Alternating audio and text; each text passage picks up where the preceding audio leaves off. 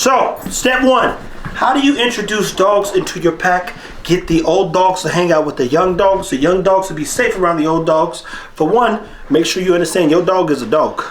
That's rule number one. Second, understand dog behavior.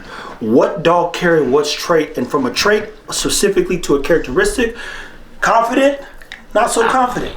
Competitive, had to teach competition. Willing, unwilling. Motivated, super unmotivated. Driven, I might drive every now and then. Now, how do you bring him around him? That'd be like a kid going to play basketball with Michael Jordan. And he playing top tier Michael Jordan. You like, why am I here? What am I doing? This looks dangerous. Somebody's going to get hurt. If you put on pads as a kid, 10, 15-year-old, go play football with Ray Lewis? Stop it. Ray Rice, we know what he did. But he said it in an interview. He said, what you think the first time I got the ball, just get into the league, Ray Lewis is in the hole. At practice, he said, do I go forward? Do I run backwards? Do I run to the... He said, I ran to the side. Ray Lewis told me don't ever go backwards or left or right in this league. Run forward. But in your head, you're thinking, I've been watching this dude for the past 10 years put people out of their misery. I ain't about to deal with that. I just got here. I'm trying to make it to 30. So it's a process, right? Practice. Ego, aka you understand his name. I also named that to make sure I keep myself in check. Ego. Ego. The most driven, motivated dog I have, next to his mother. But this dog, he's well balanced.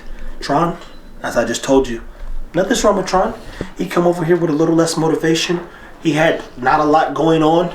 I had to pour into him. So what did? I separated and then I worked him through the pack. Step one, I went and understood. I put him in situations. And there's videos which we will find and make a compilation. I'll do a part 2 to this on what I was looking at when I was developing Tron, or when I was assessing my workload. So somebody comes into your life, you're a good coach. You got to say, let's see him in practice. Oh, we need to work on this, that. He needs to get stronger, aka the Jordan rules. So first thing, Tron's young, Ego's older. He goes older by literally 6 months, if not 8 months, I think. Somewhere around there. He's older. Mentally, physically, emotionally, all this stuff. So I say, I got to build Tron up. How do you build Tron up? You turn around and you separate him and build a bond individually. And I see, okay, I remember how disappointed I was. I put something in a tree one night, like a pillow, toy, and he wouldn't jump up and even try to get it. I'm by myself. I'm using a flirt pole. He got the flirt pole. I was like, I hang the flirt pole in the tree. He won't jump up and get it. Man, I was disappointed. I'm by myself because I told you Marcus, and I said, hey, you guys got to watch the dogs. I need to work on Tron. I think I can tap in. But I'm disappointed. But then at the same time, I'm like, I know what I need to go back and do. Did more of that. Now Tron jumps over Ego to get in that tree. It has been a process, people. But let's just go back real quick on the behavior side. Ego's a dog who believes that he's in control, but he understands that I'm in control. So when I tell them to drop it, as you've seen the shorts and those little small things, he drops it. He does what I ask him to do. If he was not a good leader, this dog would then believe he could do whatever he wanted to do. But when I tell him something, he listens, and I build all the dogs around his confidence. To get the dog to this stage, though, he needs to have some confidence, and you need to build up his capabilities, and even more importantly, his will to never give up. And that has been a process. So when inviting a puppy into a new dog space, for one, hopefully the dogs know that it's your space, and you are the regulator. So when you say something, that's all. That's it. That's all. You've seen videos where I'm holding a pillow, and the dogs are doing what they like this, because the toy is my toy. It's not theirs. When you say out, they should out. So I took Tron, built up his confidence.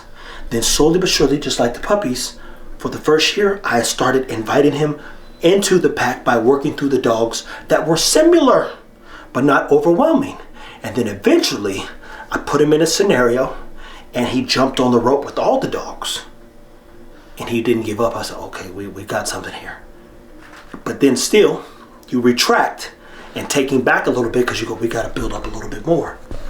And when we did a little bit more work, now when him and him get on a rope, not only are they competing to see not who's best or who's better, but they're just having fun because I'm the one who made it fun. So if I allow them to play together, it's because I trust them to play together. And if I see anything that concerns me, or I don't like something that I believe could potentially break out. For instance, eagle gets too close to try and mouth that time. I got a big 4-foot rope per se. I'll drop it. I hold it. Make sure they're on the same different sides and let them go back to it. Eagle works back to his mouth. They're getting too close. I out him again. We're not going to get even close to a fight. It's not going to happen. They're farting and it smells like steamed broccoli right now, so forgive me if you see my face change. Because they smoking me out. And not in a good way, people. So, step 1, learn your dog. Do not bring the puppy directly in and, hey, look at the puppy, with the other dog that's been there for 6 years. He don't know who this dog is and he don't want to be bothered. He's got his routine, hopefully, because you've done a good job. You've been a great parent. He understands his flow, and his puppy about to come in and start being rambunctious. Your grandfather, think of it this way. Would your grandpa, and I've said this before, want to play tackle football with you? No, he wouldn't. He ain't got the bones for that. He ain't got the energy. He's past that stage in life. He ain't got no reason to compete with you. Puppies are rambunctious. They run around, hitting things, chewing on things, biting at things, tearing up stuff. I ain't got time for that. So I repeat, pace yourself there. Get the dog in the first year to a good routine. Allow them to connect and spend time together in a few moments. And then slowly but surely make sure they understand the rules of the house. Meaning the new dog. The old dog already knows. But that new dog that could be the problem. Last but not least, make sure that you wait at least 2 years to get your dog fixed. Because if you get the dog fixed too early, you could lock it into a childlike state and always have behavioral issues, which could directly impact the flow of your house if you have more than one dog, and even just you and that dog's relationship, because a dog, he'll always be a kid. So for now, stay tuned. Take care of your dogs. Hopefully this makes sense. Part 2 is coming at some point in time later this week.